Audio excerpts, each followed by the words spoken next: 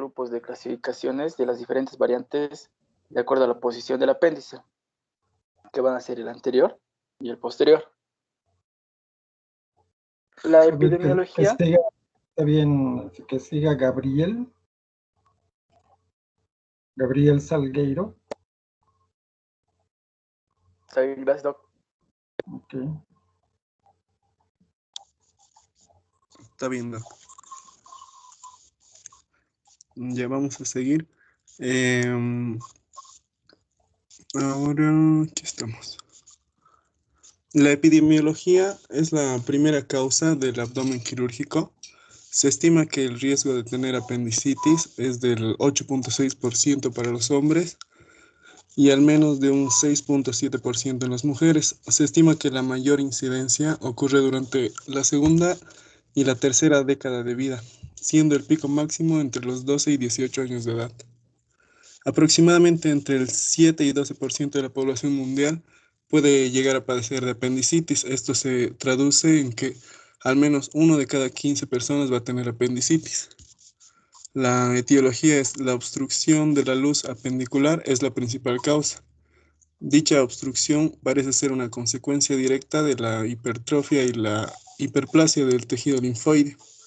También se puede ser consecutiva a un espesamiento fecal o por fecalitos o apendicolitos. Algunos autores consideran que la causa más frecuente de la obstrucción de la luz apendicular es la hipertrofia e hiperplasia del tejido linfoide, mientras que otros autores sostienen que la principal causa es la obstrucción por fecalitos. Otras causas no tan frecuentes son la obstrucción de la luz apendicular por un cuerpo extraño, obstrucción generada por parásitos y la obstrucción por neoplasias.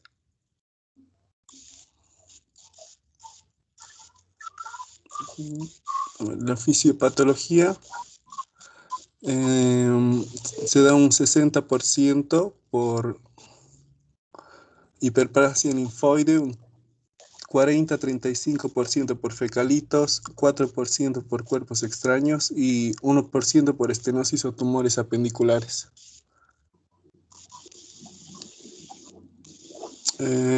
Las fases de la apendicitis son apendicitis simple o no complicada o apendicitis complicada. De esta forma se reconocen 4 estadios de la apendicitis, que sería 1, edematosa o catarral, 2, flegmonosa o fibrinosa, 3, gangrenosa y 4, apendicitis perforada.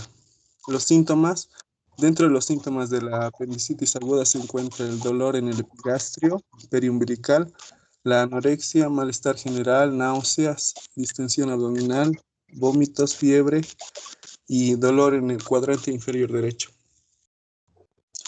La presentación clínica puede ser la secuencia de Murphy o tríada de Murphy, que es dolor en el epigastrio o periumbilical, anorexia acompañada de náuseas o vómitos y migración del dolor. El signo de McBurney es el dolor máximo en un punto localizado. El signo de Bloomberg es el dolor a la descompresión. En la FID indicará irritación peritoneal. Y los signos de Rosling, al presionar en la FI y hay dolor en el lado contralateral, indica irritación peritoneal. ¿Qué es, Gabriel, qué es EIAS, qué es FI? Eso es lo que estás mencionando. Sería el flanco derecho, flanco izquierdo. El EIAS, no, está mal. El EIAS. FDI, te digo.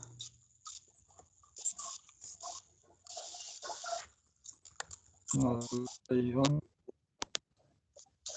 Highway, desde fisiopatología, por favor, se puede seguir.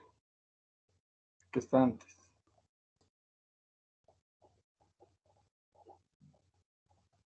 ¿Quiere que le hable de fisiopatología?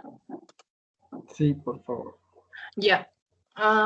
Podríamos resumir la fisiopatología de la apendicitis en 3 pasos. Sería distensión del apéndice, la congestión venosa del apéndice y necrosis química y perforación. ¿Ya? Más específicamente, podríamos decir que en la apendicitis hay una obstrucción de la luz apendicular, ya sea por un fecalito o por un fecalito más que nada. Este fecalito va a aumentar la presión intraluminal, va a ser una obstrucción linfática y venosa, provocando una isquemia de la mucosa apendicular, produciendo así una infección bacteriana y finalmente podría llegar a una perforación. Hay un 60% que corresponde a la obstrucción por hiperplasia linfoide, un 40 o un 35% por fecalitos, un 4% por cuerpos extraños y un 1% por estenosis o tumores apendiculares o secales. Dentro de los signos, para el diagnóstico. Normalmente, para diagnosticar apendicitis se guía más que nada por una historia clínica, por un cuadro clínico más que nada por dolor, el examen físico. Para confirmar una apendicitis directamente podríamos hacer pruebas de laboratorio. En el caso de que quisiéramos comprobar que fuese una apendicitis, tendríamos que pedir un hemograma, proteína C reactiva, un examen general de orina, amilasa y lipasa pancreática. Para también diagnosticar apendicitis hay una escala que es la de Alvarado, y también existe también la clasificación de la respuesta inflamatoria de la apendicitis. Para la escala de Alvarado se presentan todos estos criterios que se le asigna una cantidad de puntos, y para la interpretación, no puedo ver.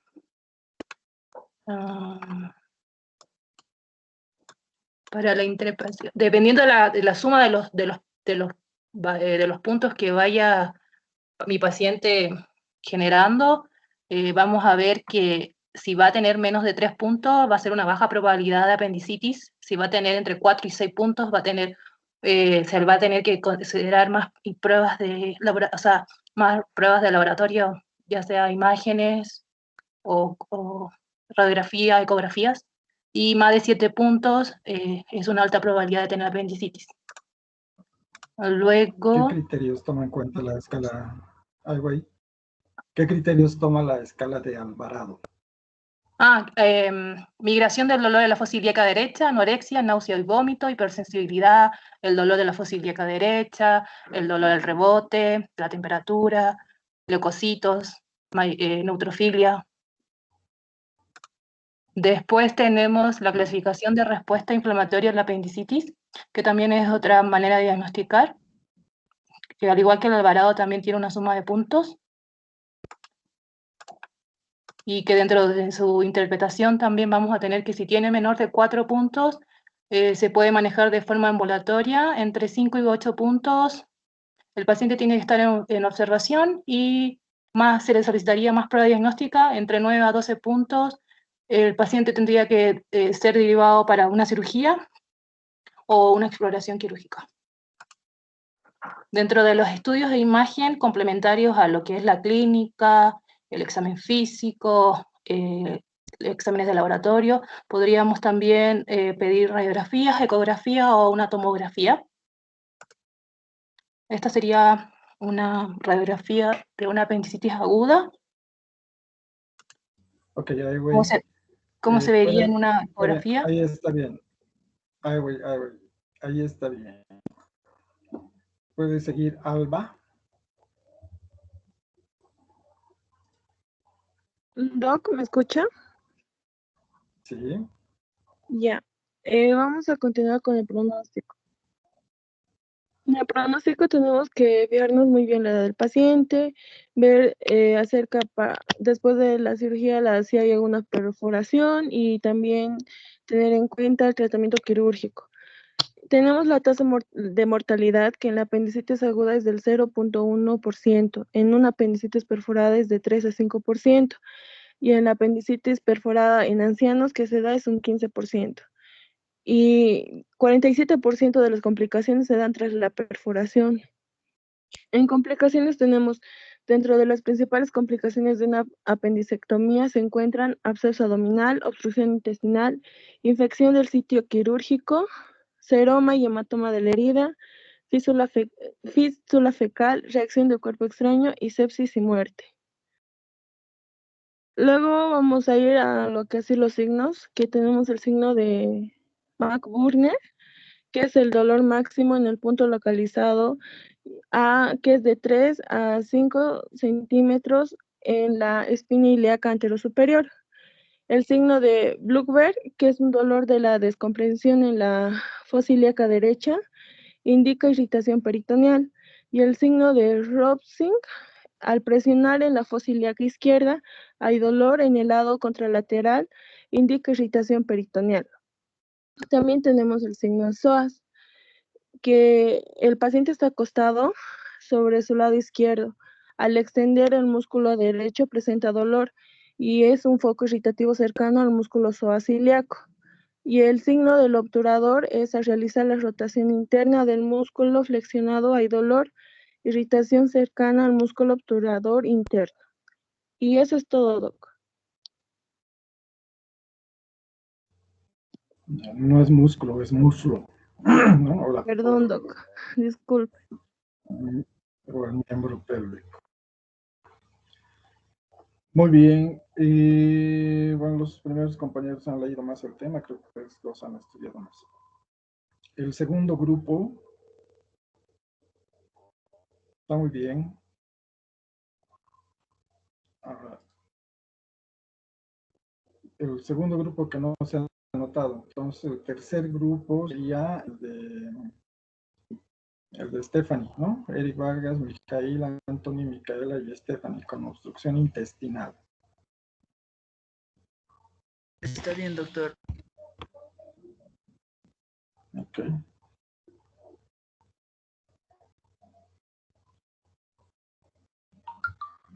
Doctor, ¿qué pasó con el segundo grupo? No sé, no está anotado aquí. Se ha anotado el primer grupo, que es apendicitis, José María, Gabriel, Víctor, etcétera, que ya dieron. No tengo el segundo grupo, que hay un grupo 3 con Stephanie Prado, Mijail Espinosa, Eric Vargas, Antonio de Jesús, y el grupo 4, ¿no? Que sería hemorragia digestiva. No tengo el grupo 2. Doctor, Micaela Bustamante No. también es en el grupo 3. Sí, está Micaela. Son Stephanie, Mijail, Eric, Anthony, Micaela. Pueden empezar. ¿Se puede ver, doctor, la pantalla? Sí.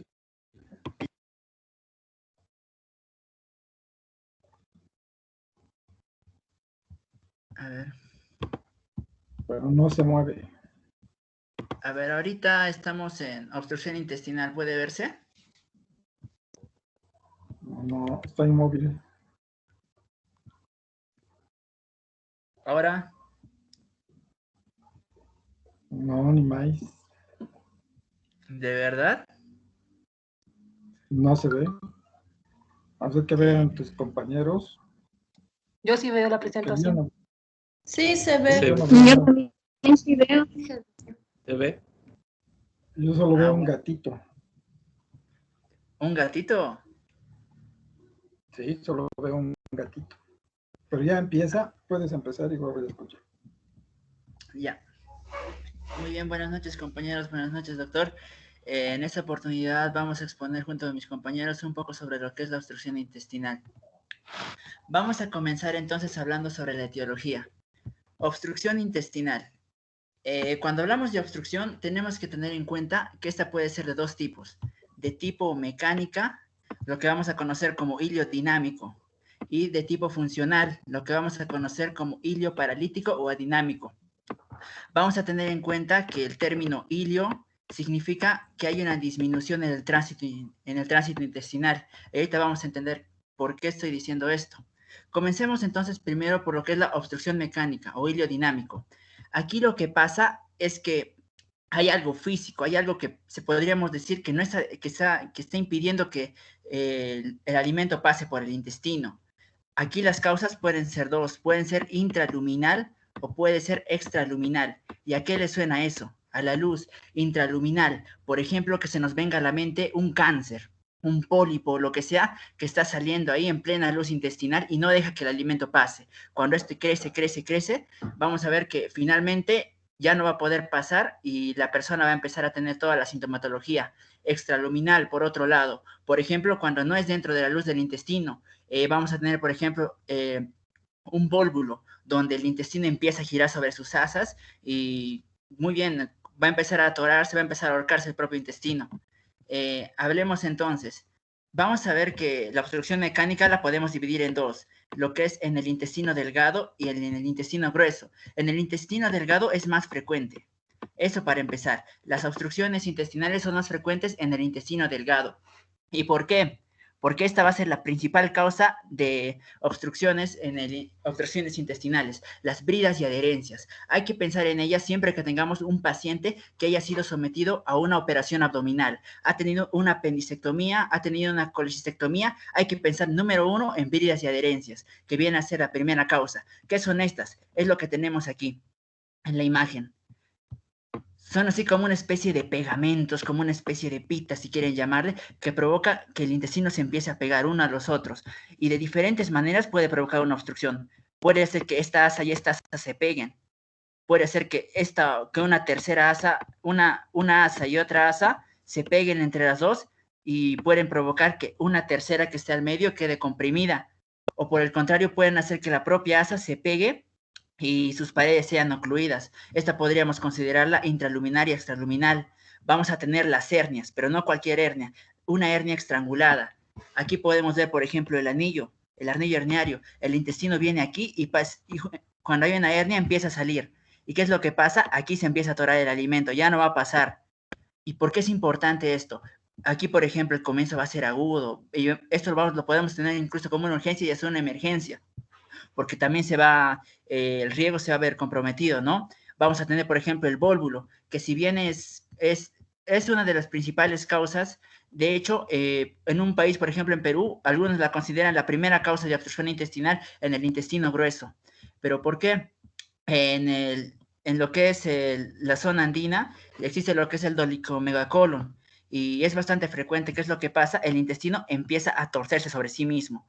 Imaginen, por ejemplo, que tienen una chalina. Si le empiezan a girar o cuando exprimen su ropa, empiezan a girar, se empieza a apretar, apretar, apretar.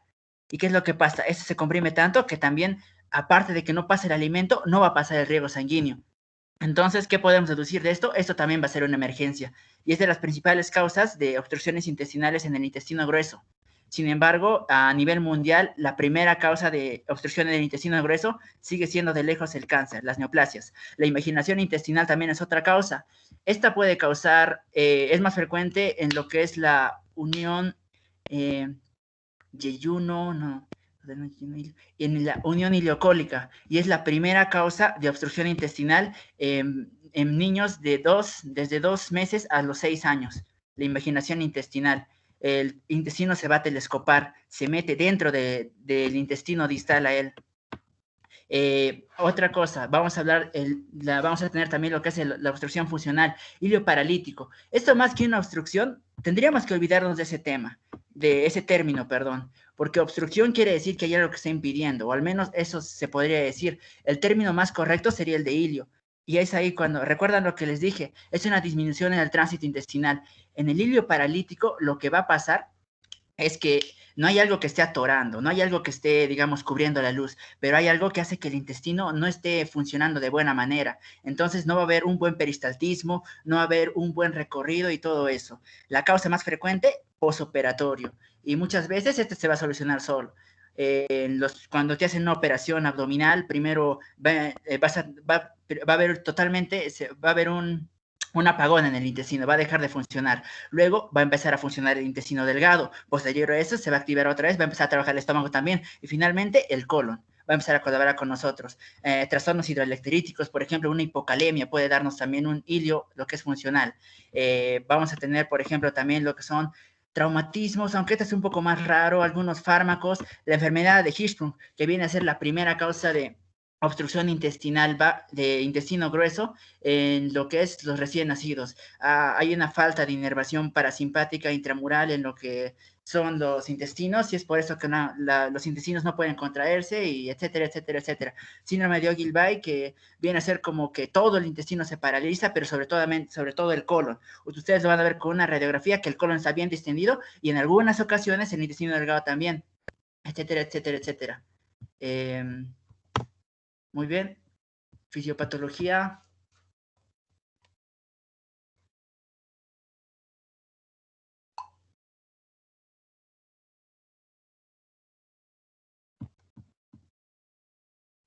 Buenas noches, compañeros. A mí me tocó fisiopatología. Bueno, como mencionó nuestro compañero Anthony, todas las alteraciones y causas de obstrucción intestinal. Hablando de fisiopatología, esas alteraciones que se producen en el transcurso de la oclusión intestinal como consecuencia del obstáculo existente van a provocar una acumulación de líquido, gases, alteraciones de la secreción y absorción por encima de la lesión oclusiva, dando lugar a una cascada de acontecimientos que se pueden agrupar como los 3 tipos de repercusiones que menciono aquí. Doctor, como tenemos 5 minutos, ¿hablo de los 3 o puedo pasar nomás?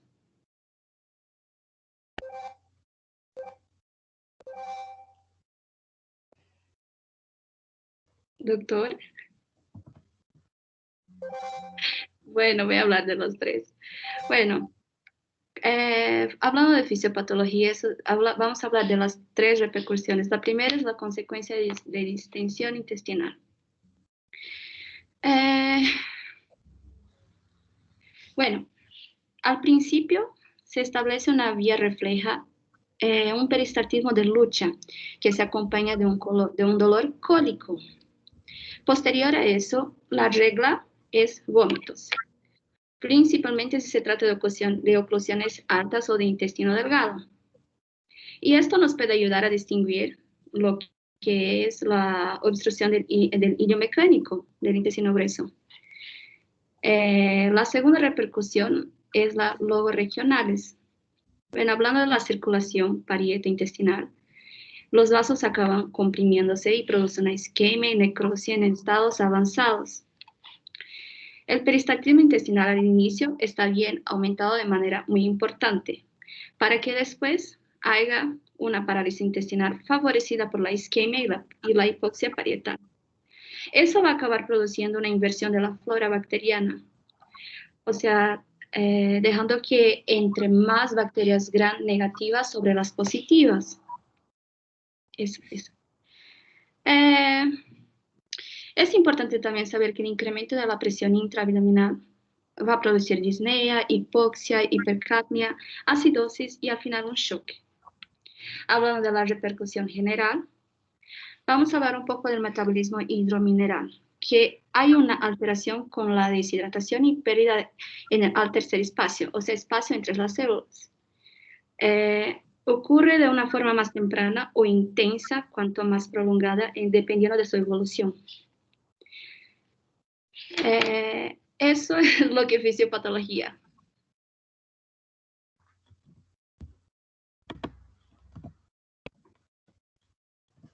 Sin perder mucho tiempo, rápido.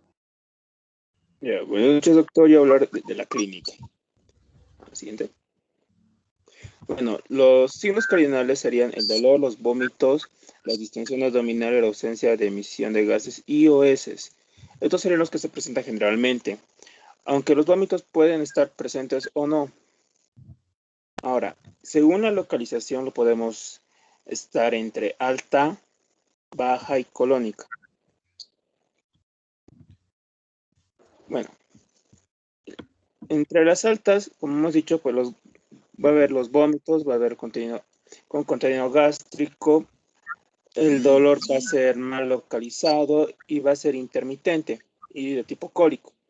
Esto debido a que el vómito va a minorar un poco el contenido gástrico y va a disminuir la presión y esto va a minorar un poco la carga del intestino. En lo bajo, el dolor cólico va a ser más como intermitente, entre 50 minutos, un poco más que el alta. Los vómitos pueden tener un aspecto porráceo, que puede contener contenidos de bilis, o fecálico, que tiene un olor más fecal. Va a haber ruidos intestinales aumentados de timbre, esto por la lucha de peristaltismo que va a tener el intestino en ese momento para liberarse de la obstrucción. La estación abdominal va a ser mayor que en la alta. Y en la colónica el dolor va a ser un poco más constante y generalizado. Los vómitos van a ser variables, como he dicho, y con posible continuo fecaloide. Una distensión abdominal más marcada y progresiva. Y después una complicación que se puede por la estrangulación. Va a haber un dolor mucho más intenso de mayor aparición, por así decirlo. Va a haber aumento del dolor a la palpación profunda, al signo de Blumper, y a la descompresión. Los vómitos van a ser más abundantes y de aparición más temprana y depende de la localización, ya que sea alta o baja. Y otros signos pueden ser la rigidez abdominal, que ya es indicación de perforación, los signos generales de guías, fiebre, taquicardia, irritación, peritoneal, ruidos abdominales suprimidos, y también los que están acompañados por la deshidratación de la pérdida de electrolitos. Ya, eso sería todo de mí.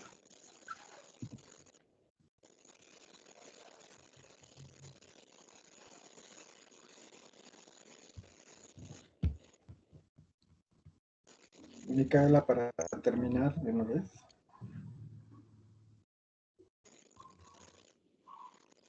Micaela.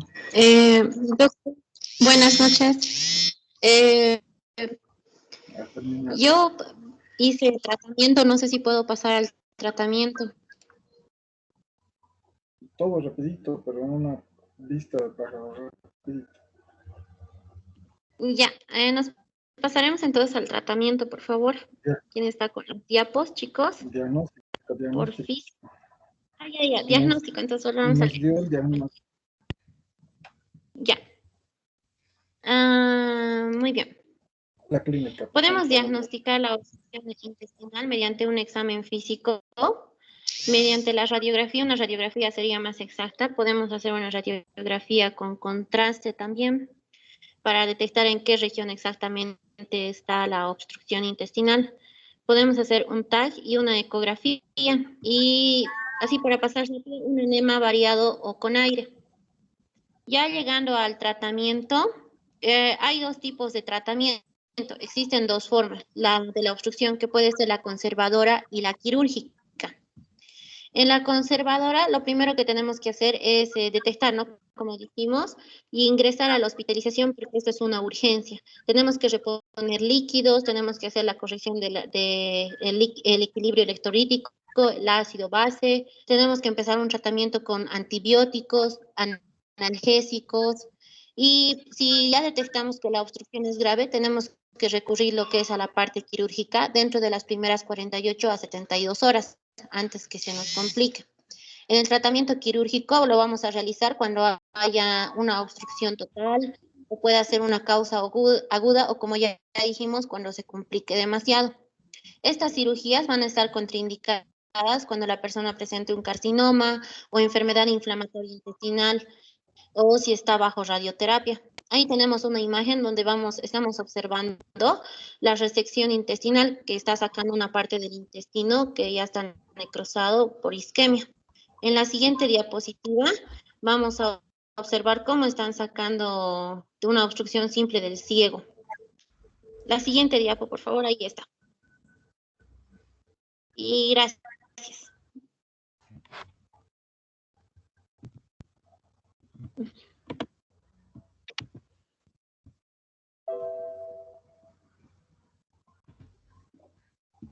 Muy bien.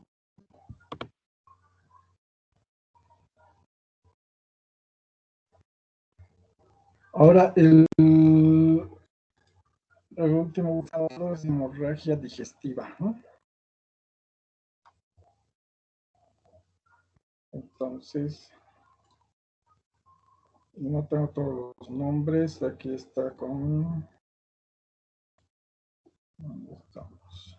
Con Michelle, Jessica, Karen, Laura, Ingrid.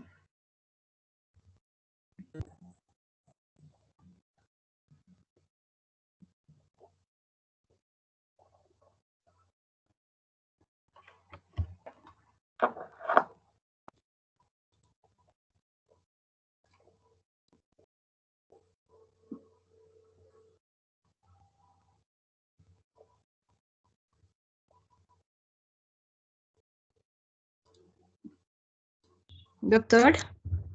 Ya pueden empezar. Sí. Michelle. Sí, ¿puedo empezar?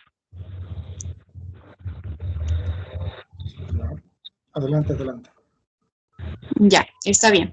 Las hemorragias de vías digestivas se refieren a la pérdida de sangre que se origina en cualquier segmento del tubo digestivo, que va desde el esófago hasta el ano.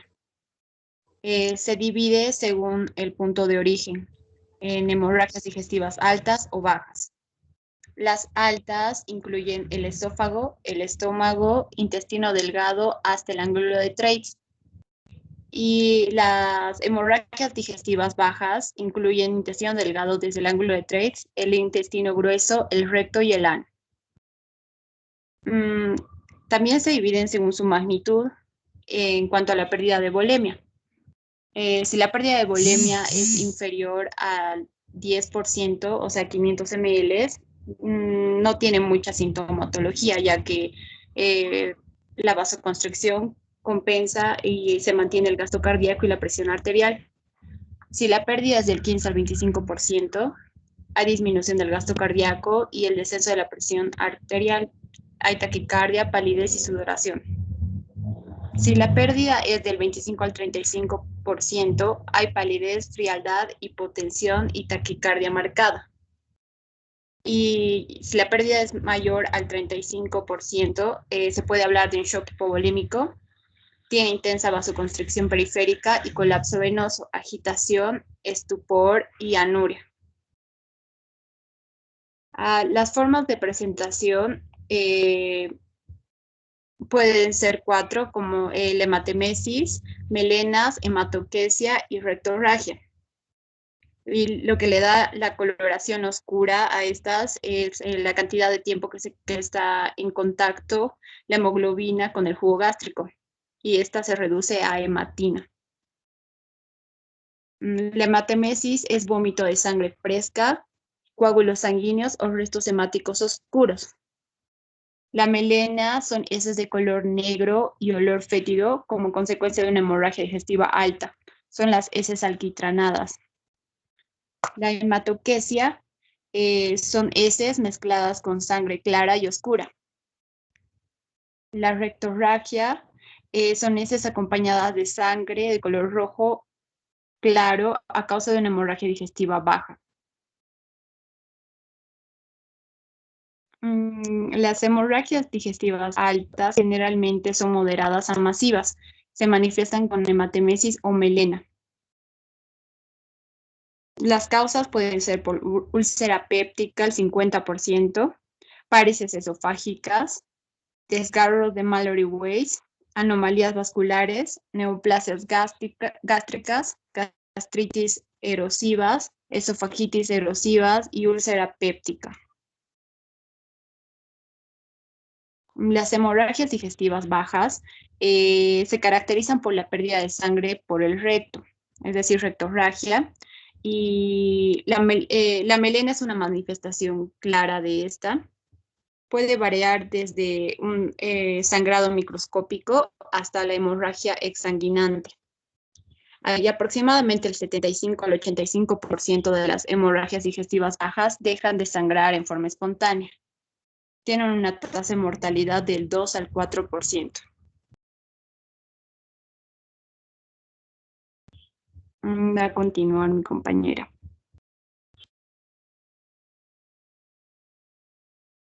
Causas en el intestino delgado. Tenemos la angiodisplasias, el tubérculo de Merkel, la enfermedad de Crohn, enteritis actínica, la púrpura de Schoen-Henoch, pólipos, intussuscepción. Neoplasias tendremos los carcinomas, hemangiomas, linfomas, lipomas, leimiomas y leimiosarcomas, tuberculosis y úlcera inespecífica.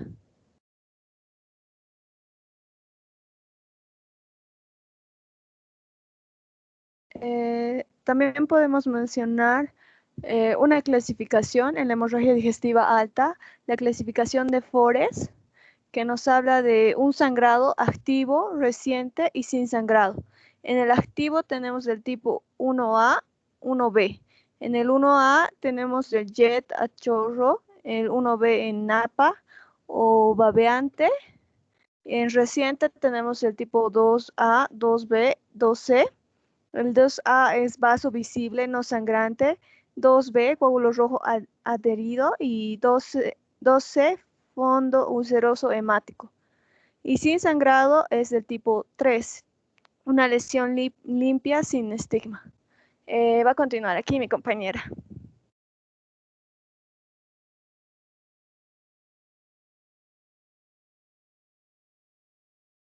Otra causa de las hemorragias digestivas bajas pueden ser las patologías colodectoanales, que son la enfermedad diverticular, que es de un 20 a 50%, angiodisplasia de un 10 a 30%, y la enfermedad inflamatoria intestinal de un 15 a 20%.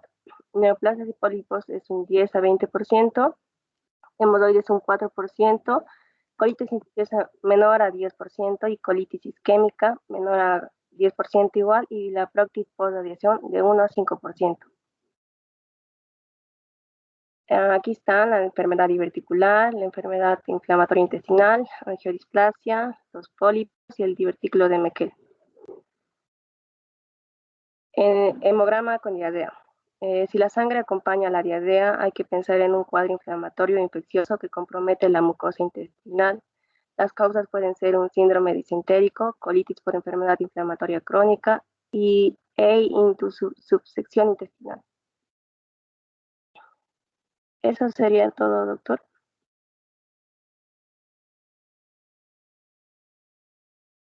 Ok, muy bien. En realidad han estado bien, han cubierto algunos puntos. Las exposiciones rápidas son para eso. ¿Alguna pregunta ustedes mismos?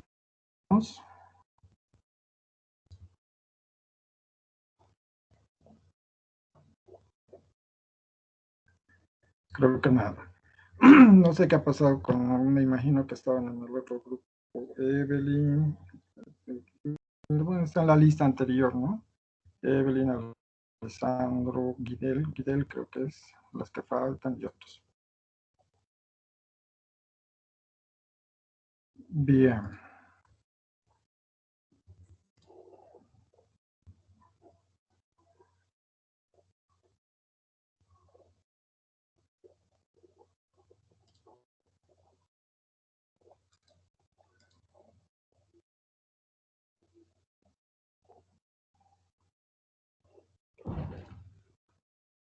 No sé si alcanzan a ver, estoy compartiendo la pantalla. Sí, doctor.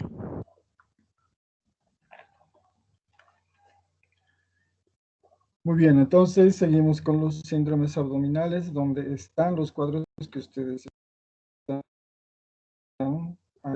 ¿ya?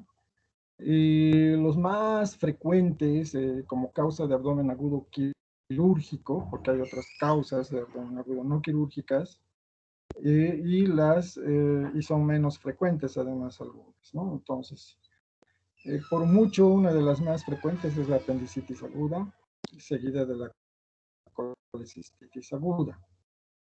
Cuando se complica la colecistitis, entonces puede venir con una colangitis o una pancreatitis.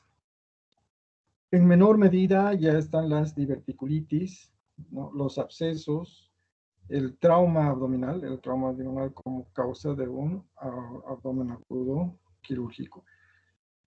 Estas generalmente se caracterizan por llevar un proceso inflamatorio en inicio y puede terminar en un proceso infeccioso o pasar directamente por un proceso infeccioso que va a desarrollar una respuesta respuesta inflamatoria. Entonces, el objetivo nuestro es encontrar el problema que está ocasionando todo esto.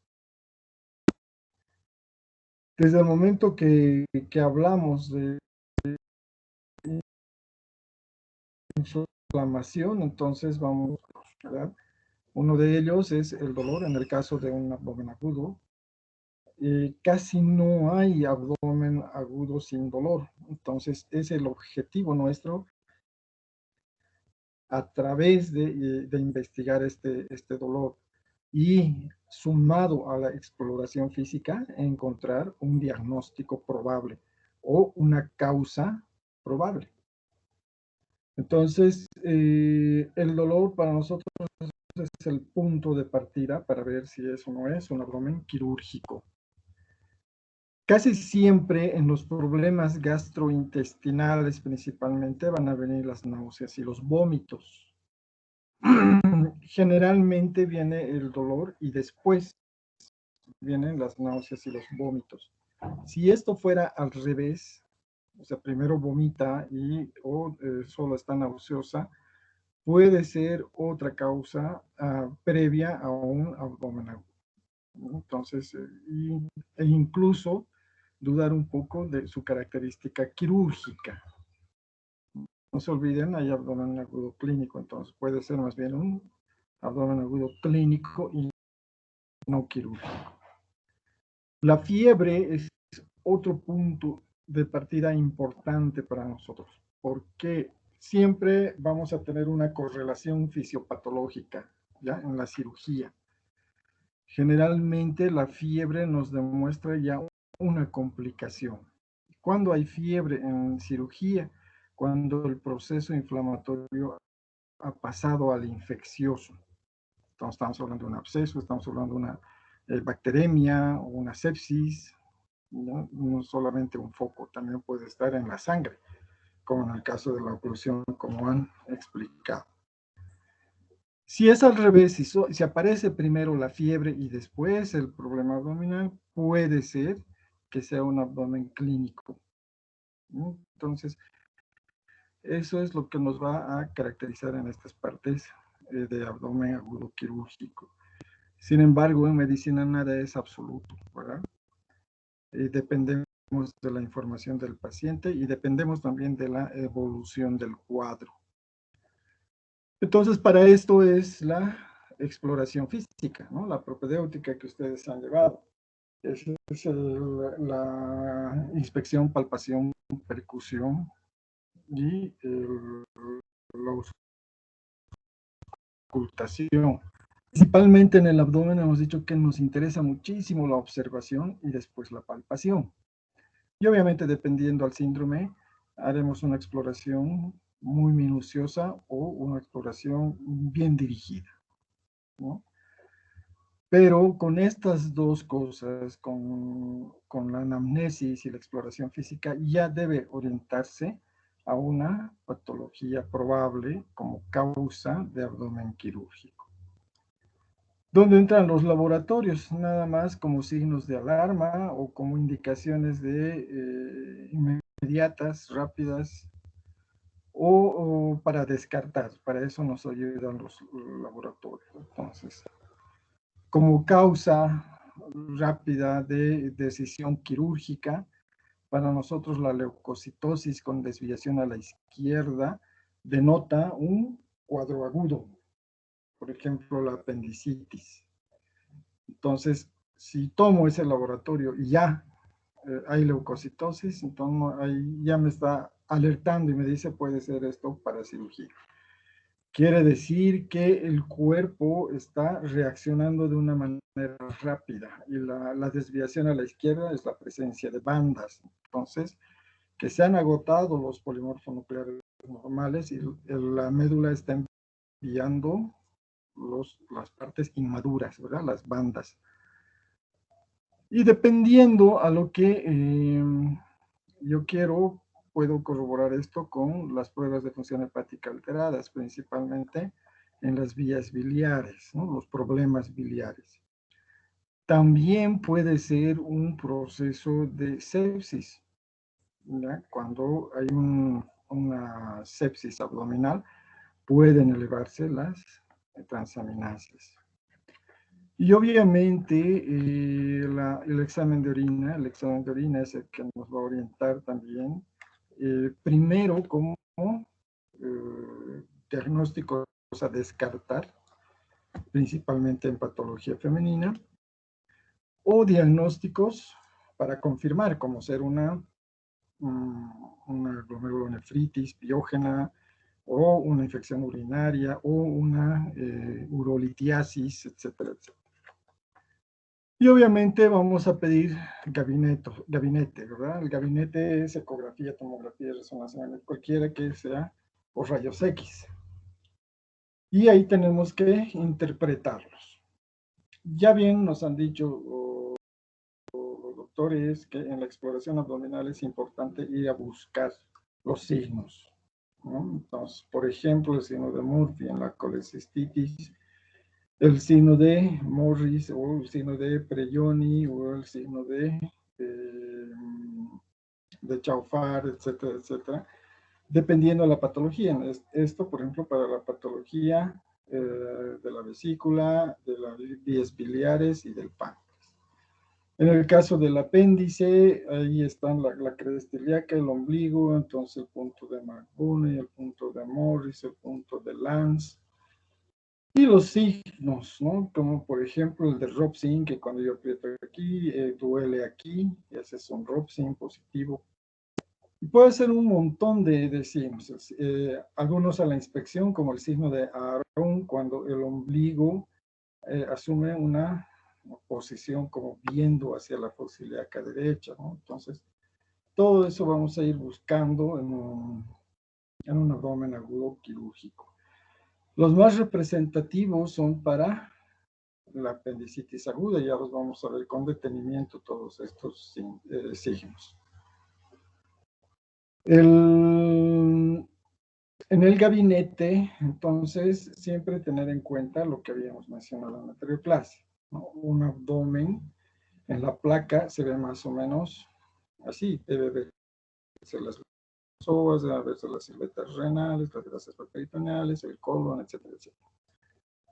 Ya un abdomen sospechoso siempre da la posición antiálgica, entonces la columna algo desviada hacia el lugar de la patología. Si ustedes observan bien, entonces la línea del psoas está algo deformada en el lado derecho. Este es un nivel hidroaéreo, ¿no? Entonces, aire y líquido ahí, aire y líquido. Entonces, denota un asa o ilio reflejo a la patología. Entonces, estos ya son signos indirectos de apendicitis aguda.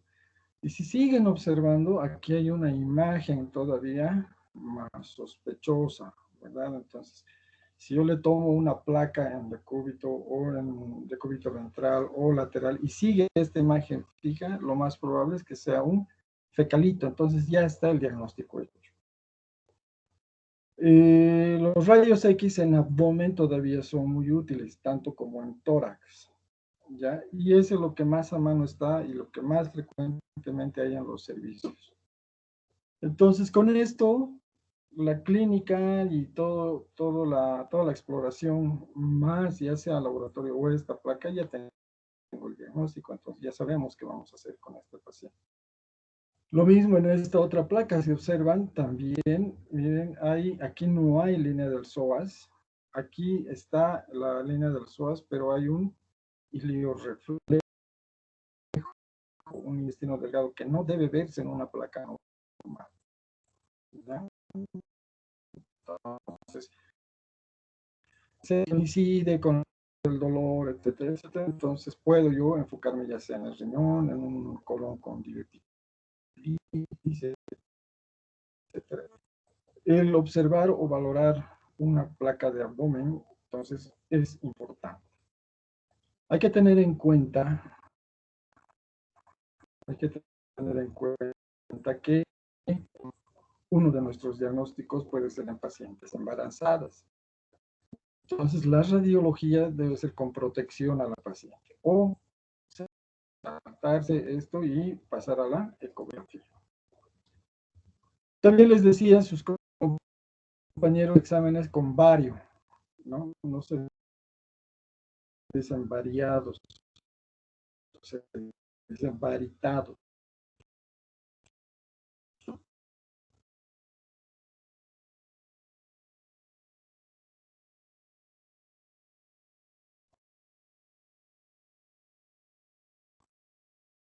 Doctor. Intestinal. ¿Sí? ¿Se escuchó? Doctor, se le cortó. Se está cortando mucho. A ver, ahora. ¿Ahora se escucha bien? Ahora sí. Ok. Entonces, al pasar el bario, ¿no? Al pasar el bario se puede evidenciar fuga del medio de contraste. Entonces, este es un examen con bario. Puede servirnos también para encontrar patología interna. Decía uno de sus compañeros, que una de las causas frecuentes es el tumor o el cáncer de colon, ¿verdad? Entonces, con este examen sencillo también podemos encontrar esas imágenes.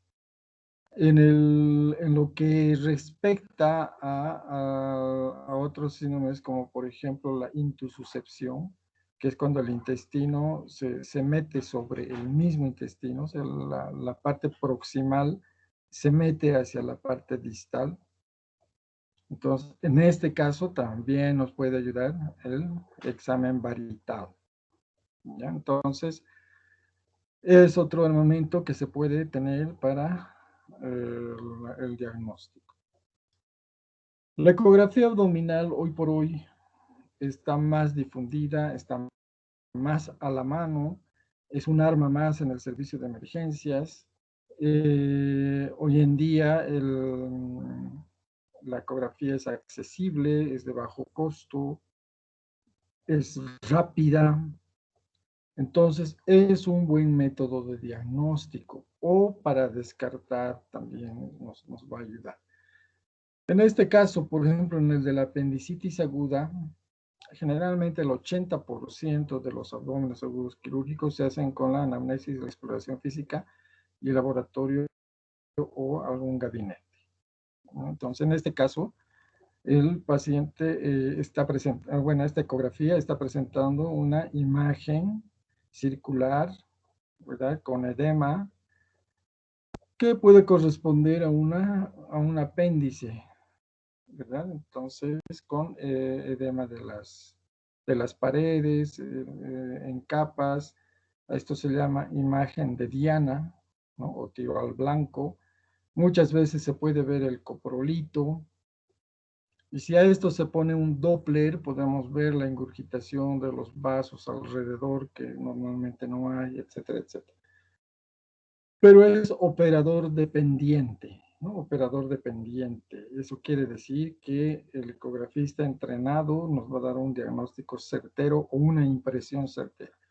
En cambio, uno poco entrenado no, puede que no nos dé una impresión certera. Aquí abajo están observando líquido laminar, ¿no? Sobre todo la pared abdominal, aquí hay el liquidito. Y una imagen tubular.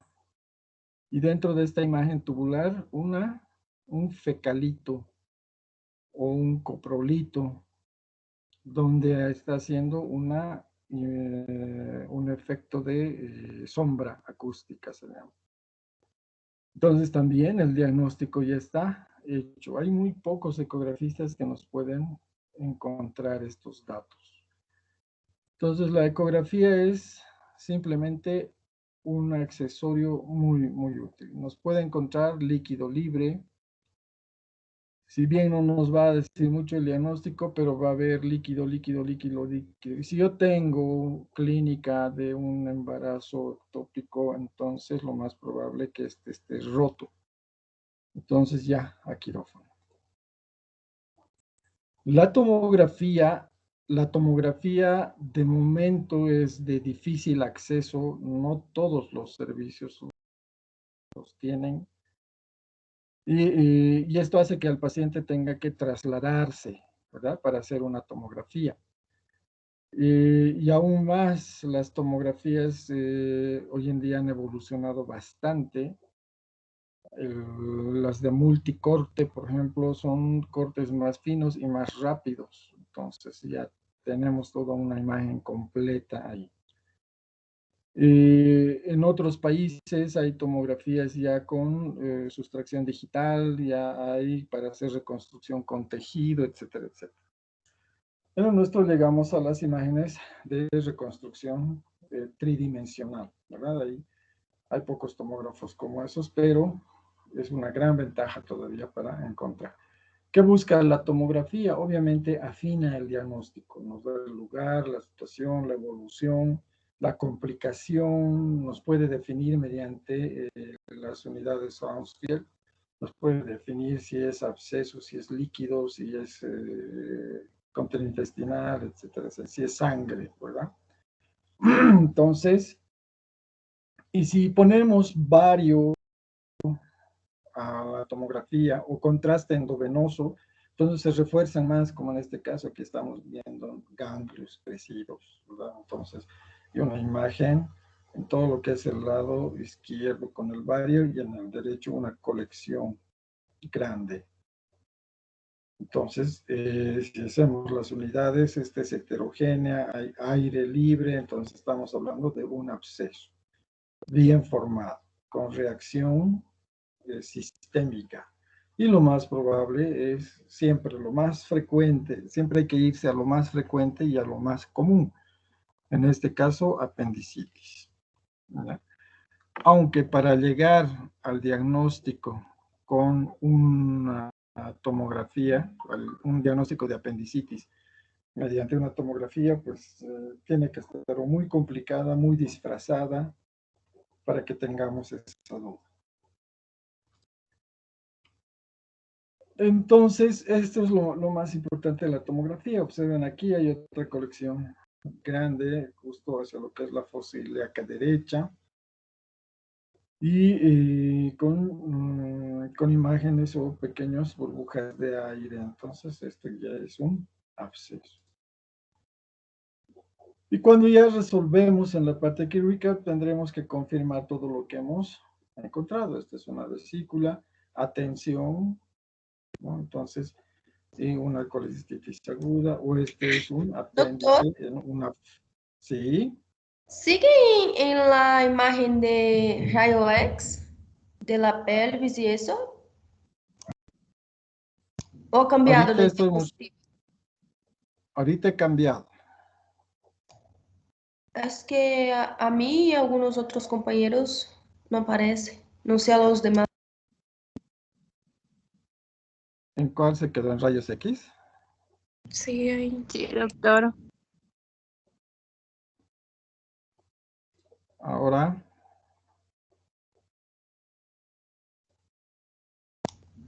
Sigue igual.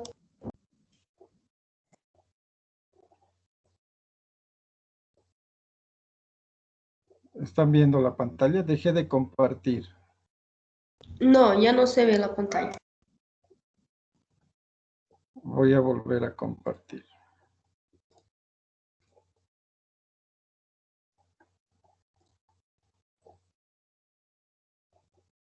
Ahora... Ahora sí.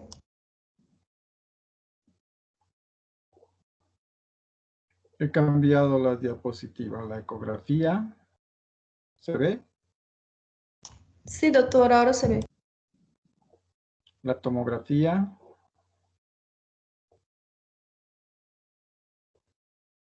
Y estábamos aquí.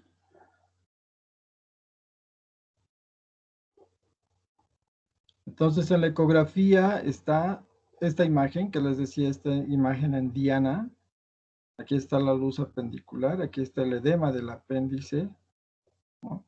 Y vemos en esta otra toma una imagen tubular y el fecalito que está dando una sombra acústica. Entonces ya no hay más nada que decir.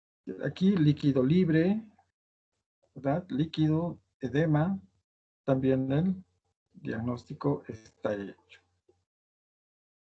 En la tomografía, esta es una imagen contrastada con doble medio de contraste, es decir, contraste vía endovenosa y contraste digestivo, ¿no? Por vía oral.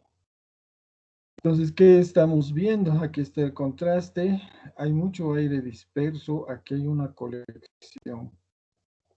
Este no es intestino, este es intestino, pero aquí no es intestino, no se ven paredes.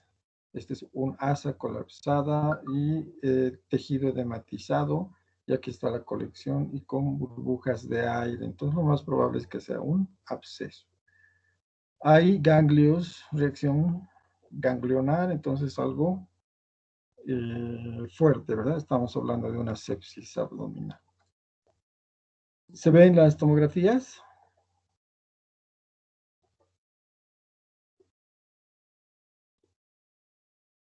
Doctores. Sí, doctor.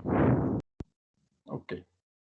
Entonces lo mismo aquí, otra colección, en fósil acá derecha, y ya tenemos si es en fósil acá derecha, el probable diagnóstico, ¿no? La resolución, esta es una vesícula biliar con paredes edematizadas, este es un apéndice secal, edematoso, fibrinoso, que hay fibrina, está aumentado de volumen y lo más probable es que ahí adentro se esté formando un proceso purulento. El síndrome obstructivo, que ya han hablado muy bien eso, tenemos un montón de patología obstructiva. Para nosotros, para fines prácticos, se divide en dos, ¿verdad? En una obstrucción alta y una obstrucción baja. ¿Cuál es el punto intermedio? Es la válvula iliocecal. Todo lo que está antes de la válvula iliocecal se llama obstrucción alta. Si está después de la válvula iliocecal, se llama obstrucción baja. Las causas puede ser un hilio biliar, cuando una piedra se ha pasado de la vesícula hacia el intestino, una hernia interna, como hablaban sus compañeros, bridas o adherencias, son bridas cuando no hay antecedente quirúrgico, y son adherencias si hay antecedente quirúrgico, tumores y otras causas más, ¿verdad? ¿Cuáles vamos a operar nosotros? Las mecánicas, ¿no? Las que están ocasionando un problema mecánico. Esas son para cirugía. Las otras son para manejo clínico.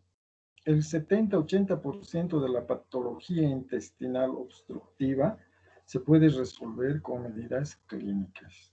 Y un 20-30% pasará a quirófano.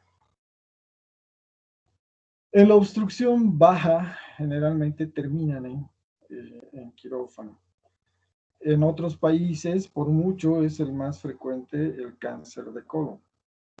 ¿No? Pero en nuestro medio, principalmente diríamos una gran parte de América del Sur, incluye Brasil, Bolivia, el norte de Argentina y el norte de Chile, tenemos el Chagas endémico. ¿No? Y en la parte del altiplano, que es Ecuador, Perú, Bolivia nuevamente, y también norte de Chile, tenemos el dólico megasigna de la altura. Entonces, el Chagas para nosotros se ha convertido en un gran problema y por hoy es la causa más frecuente de obstrucción intestinal en estas regiones que ya les he indicado. Otros tumores, más nos referimos a tumores benignos, como son los pólipos o algunos adenomas simples que pueden producir obstrucción intestinal baja. Dentro de estos tumores también hay que tener en cuenta, si lo tomamos como definición, como una masa, también están las misceláneas, ¿no? Las formadas por parásitos, como el Ascaris lumbricoides, o los bezoas, ¿no? Que es, por ejemplo, el tricobezoa, que es cuando se comen el cabello y se puede formar una bola que puede producir obstrucción, o los fitobezoas cuando se comen muchas vegetales que pueden producir obstrucción, etcétera, etcétera. El síndrome obstructivo generalmente viene con falta de eliminación de gases. Ese es el signo o síntoma cardinal. ¿Ya? No vamos a decir obstrucción si hay eliminación de gases. Se ha llamado pseudo-obstrucción cuando hay algo de gases. ¿Cómo lo vamos a definir? ¿Cómo nos vamos a dar cuenta que realmente está deteniendo gases? Nos vamos a dar cuenta cuando tomemos la placa de abdomen. Para los síndromes obstructivos, el mejor amigo como gabinete es los rayos X. Ahora, en lo que es, nuevamente, volvemos a la semiología del dolor y la distensión, las náuseas y vómitos. Si ponemos atención a esta semiología, entonces tenemos que darnos cuenta de qué parte estamos hablando, de qué parte de la obstrucción. Por ejemplo, en las partes distales, por ejemplo en el colon, la eliminación de gases es rápida, ¿verdad? Es al principio. Y las náuseas y los vómitos serán tardíos, porque va a ir hacia atrás. En cambio, si es una oclusión alta, mientras más proximal esté al ángulo de Treitz o en el duodeno, entonces los vómitos van a ser el primer síntoma. El paciente todavía va a estar eliminando gases hasta que se bloquee. Los vómitos son tempranos. ¿Ya? Y en los dos siempre va a haber el dolor intermedio. Obviamente, si hablamos de oclusión intestinal distal, entonces va a haber mayor distensión, porque se va a llenar de aire mayor cantidad de intestino. En cambio, en la proximal puede que encontremos menos distensión. Entonces, todo eso a tener en cuenta cuando ustedes aborden al paciente, ¿verdad? Los leucocitos en este caso obstructivo nos dan indicaciones quirúrgicas. ¿Por qué? Porque hay lo que se llama traslocación bacteriana. Y todo esto lo vamos a ver detenidamente en los temas de colon, de intestino, ¿no? Entonces, la leucocitosis nos va a dar rápidamente migración bacteriana. Esto nos va a indicar. Y la elevación de la PCR, probable sepsis. Si yo veo esto en un paciente ocluido, tengo que entrar a operarlo. ¿Ya?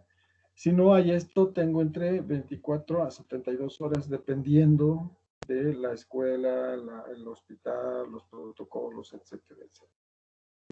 Siempre vienen con desequilibrio hidroelectrolítico y ácido base. ¿Ya? Entonces, eso significa que hay que hacerle un seguimiento estrecho a lo que es el balance. Pueden complicarse con inflamaciones respiratorias agudas, insuficiencia renal aguda, síndrome de insuficiencia respiratoria o sepsis. Y ya cuando hablamos de sepsis, vamos a llegar a la falla orgánica múltiple y muerte. Entonces, un síndrome obstructivo puede tornarse peligroso, ¿ya? Y el paciente puede llegar a fallecer en menos de 72 horas. Para esto sí nos vamos a apoyar con el gabinete. Rayos X de primera mano es lo mejor. La ecografía aquí baja su sensibilidad y la tomografía también es una de las mejores. Entonces, aquí, por ejemplo, no hay donde perderse, ¿verdad? Es una gran distensión. Se está marcando el intestino. En este caso es un sigmoides. Entonces, si yo escucho esto, voy a ver ruidos de puerta abriéndose, eso se llama ruidos de lucha, o si directamente sin ruidos, ¿ya? Que quiere decir que ya está comprometido. A la palpación puedo encontrar datos de Godet, Finochietto, etcétera, etcétera, si hay un fecaloma aquí. Pero si no, entonces ya me está diciendo el diagnóstico. Y obviamente tiene que ser timpánico. Si esto es aire, tiene que sonar como pelota. ¿Ya? Y si es mate, puede ser ascitis. Entonces, fíjense, la propedéutica, la semiología es muy importante para hacer el diagnóstico. En rayos X, ¿qué voy a ver? En las obstrucciones altas, obviamente vamos a ver el intestino delgado proximal, porque este se va a empezar a dilatar. A estas se llaman imágenes en pilas de moneda, porque parecen moneditas, o niveles hidroaéreos o imagen en escalera. ¿Ya? Aquí se ven los peldaños. Estas son masas distendidas, esto es aire y son heces líquidas, aire y heces líquidas. Entonces, ese es el nivel hidroaéreo, típicas de las oclusiones intestinales altas, ¿no? La imagen en la escalera y las pilas de moneda. En cambio, en las bajas, aquí tenemos, bueno, la placa no ha alcanzado a tomar todo el abdomen, pero se vería la imagen en grano de café, ¿sí? Como si fuese un grano de café. La hendidura que tiene la semilla del café y su parte pulpar, ¿no? Aquí puede haber, este es un vólvulo de sigmoides. Puede haber nivel o no, dependiendo a las heces atrapadas dentro de la parte volvulada. En este otro caso no hay esta imagen en grano de café, pero hay una imagen en miga de pan. Entonces se dice miga de pan porque si ustedes se fijan tiene esa apariencia. Muchas veces hay un nivel hidroaéreo bien marcado. Más la clínica, si yo palpo aquí, Godet, Finochietto, Yetsuni, etcétera, etcétera, entonces aquí voy a hacer un diagnóstico de un fecalo. ¿Hasta aquí alguna pregunta?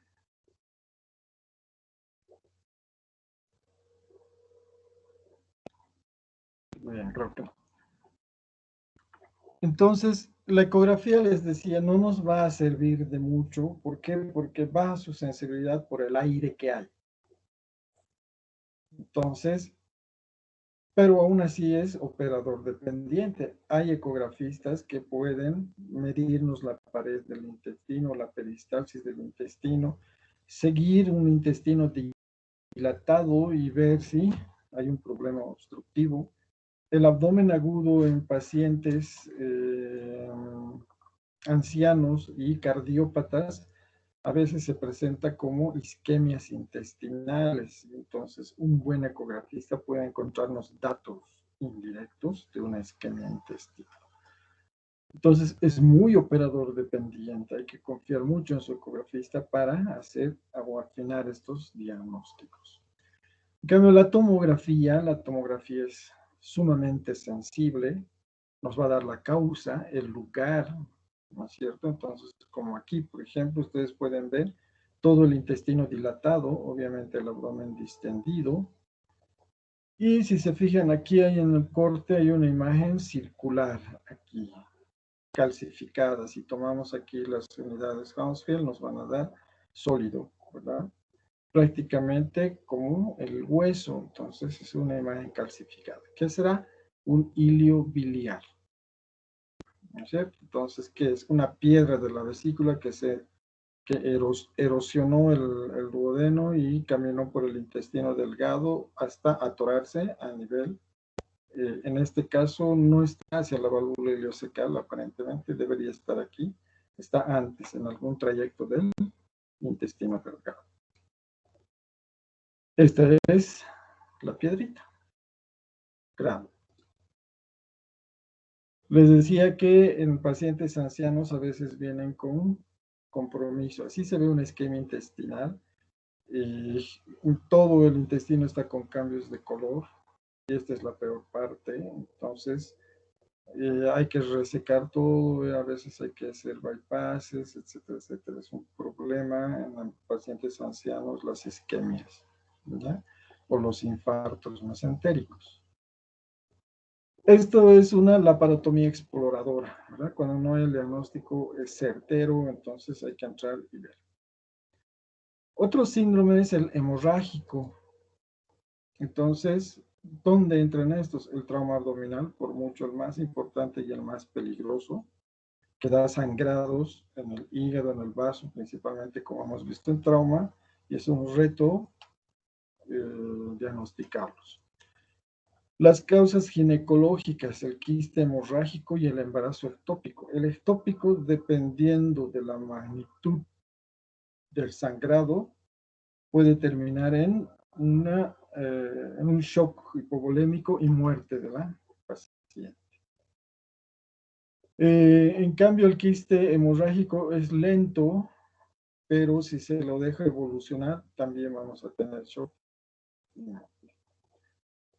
El tumoral, hay tumores que pueden ocasionar perforación o sangrados exsanguinantes, entonces es otra causa de abdominal. Los sangrados de tubo digestivo alto y bajo. Antiguamente se operaban muchísimo estos síndromes, ¿no? Las úlceras principalmente.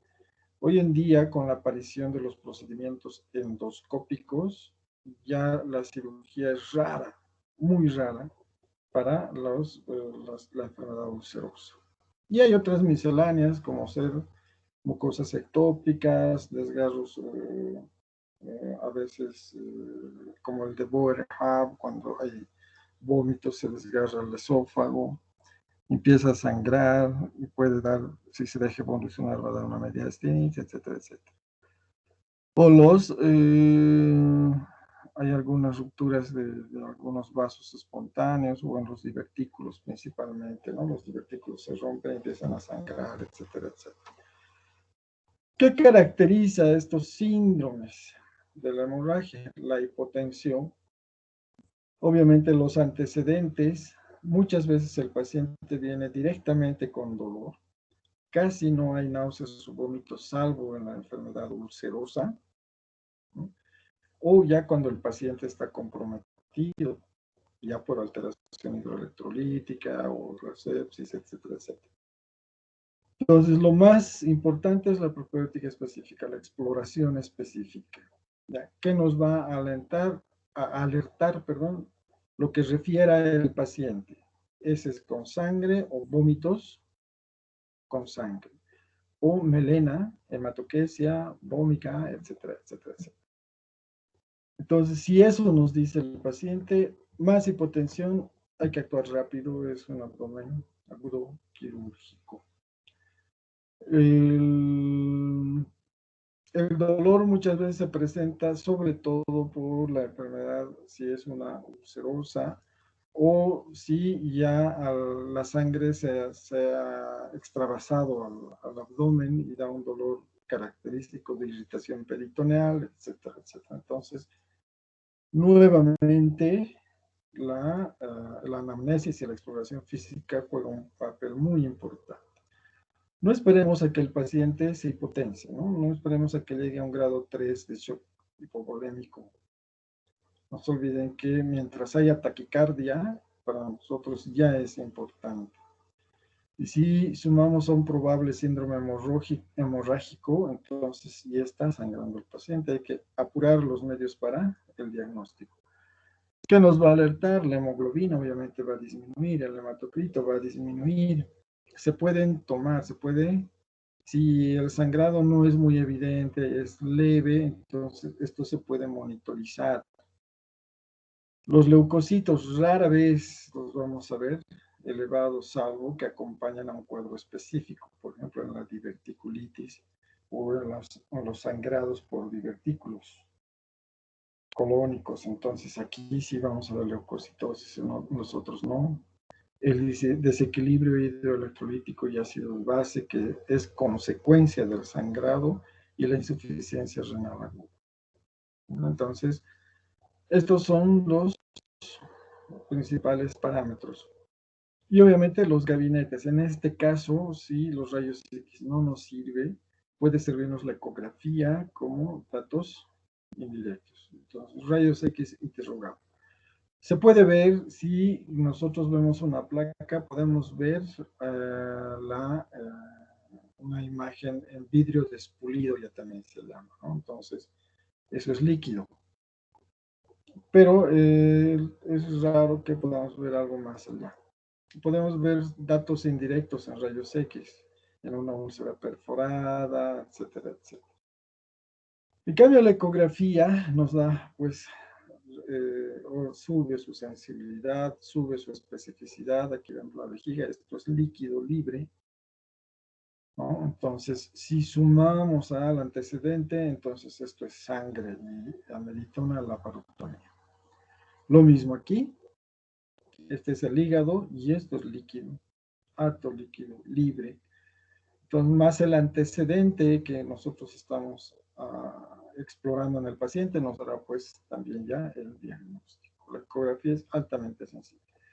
La tomografía, por supuesto que sí, ¿no? Nos va a ayudar no solamente en exploración del contraste si pedimos contraste, sino también nos mostrará el aire libre en caso de perforaciones, o nos dará el órgano lesionado, como en este caso el vaso, ¿no? El vaso que está traumatizado, heterogéneo. Entonces el vaso debería verse como este.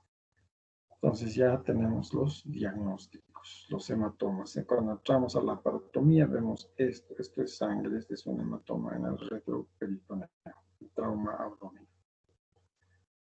La laparoscopía en el abdomen agudo. La laparoscopía nos ayuda como diagnóstico, como diagnóstico y tratamiento, o sea, diagnóstica y terapéutica, o directamente terapéutica. Entonces, ¿cuándo hacemos la laparoscopía diagnóstica? Entonces, cuando en vez de pedir, por ejemplo, la tomografía, o ni la tomografía es específica, entonces se impone una laparoscopía diagnóstica. Es principalmente útil en patología femenina, ¿no? Entonces nos ayuda bastante.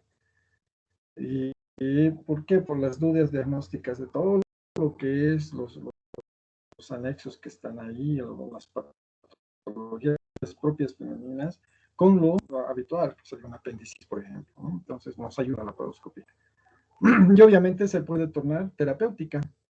Entonces entrar, ver, no era el apéndice, era un quiste torcido, entonces se saca o se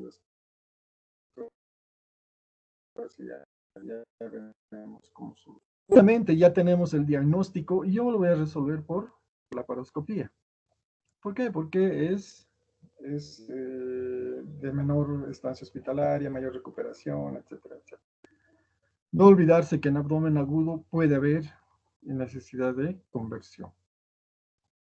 Entonces pasar a una laparotomía, o sea, abrir. ¿Por qué la laparoscopía se está imponiendo hoy en día? ¿No? Porque al ser diagnóstica, por ejemplo, puede no hacer falta operar. Puedo meter la cámara y ver si realmente es sangre o no es sangre, o era un problema de un quiste, entonces no necesito sacarle nada a la paciente y no salimos. Cuando es terapéutico, entonces, como de ese mismo rato, si vemos que es quirúrgico, ese mismo rato se procede, ¿no? Por ejemplo, en algunos casos, ustedes van a escuchar discutir si le haremos un ataque, no le haremos la tomografía, le haremos otra cosa y bla, bla. Entonces, a veces es más fácil programar, ver con la cámara y resolverlo si es quirúrgico. Y las ventajas de todo lo que viene la laparoscopía en sí, ¿no? Al reducir el tiempo de internación, disminuye los costos, no solamente del paciente, sino también del hospital. Aunque parezca caro por los equipos que se utiliza, a la larga sí favorece. Y la recuperación es rápida del paciente. Entonces, otra vez, lo que les decía, ¿qué se necesita para una laparoscopía diagnóstica? Una cámara. Para una terapia, entonces entra la cámara y como pueden ver, ya no hay donde perderse, ¿verdad? Aquí está el intestino, aquí hay un Hace necrosada, aquí hay sangre, entonces ya sabemos qué vamos a hacer. Bien, doctores. ¿Alguna pregunta?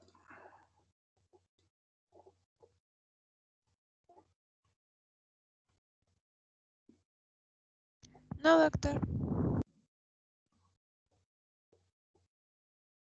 Bien, tenemos 15 alumnos que han dado su tema. Entonces es lo bueno. Y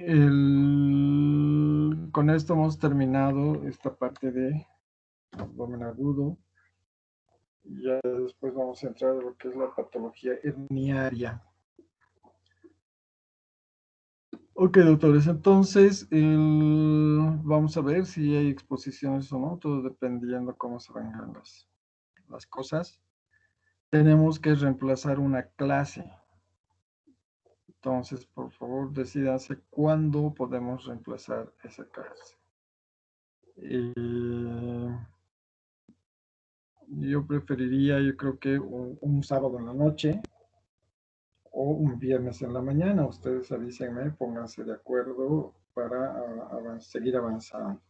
¿Ya? Eso en compensación a la clase que hemos perdido cuando estábamos en el colegio médico. ¿Entendieron? Belén. Sí, doctor. Ana Doctor, una Carolina. consulta. Dime. Este tema de abdomen agudo está sacando del Schwartz porque no encontré abdomen agudo.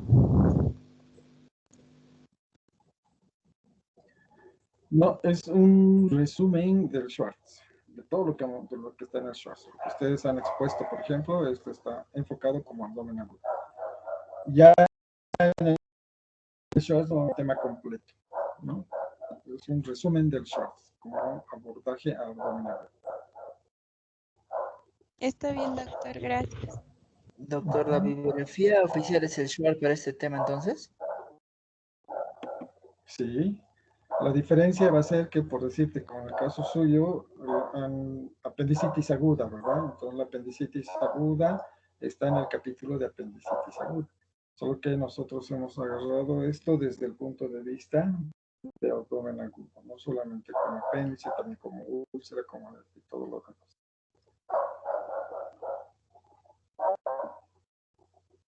Está bien, Algo doctor. más. Gracias.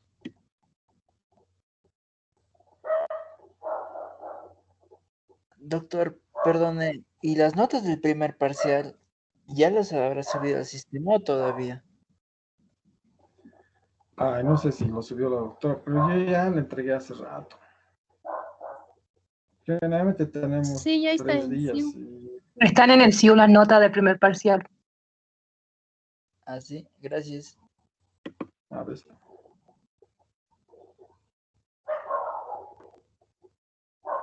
Bien, doctores. Entonces, ahí quedamos. ¿Alguna pregunta más?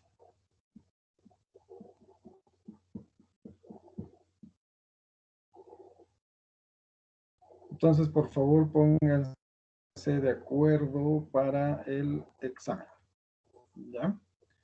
¿Qué es lo que vamos a... perdón, para reemplazar la clase? El día y la hora. De acuerdo al tiempo de ustedes. Hasta luego, doctorcitos. Me avisan, por favor. Hasta luego, hasta luego. Está bien, doctor, hasta luego. Buenas noches. Hasta luego. Buenas noches, doctor. Buenas noches.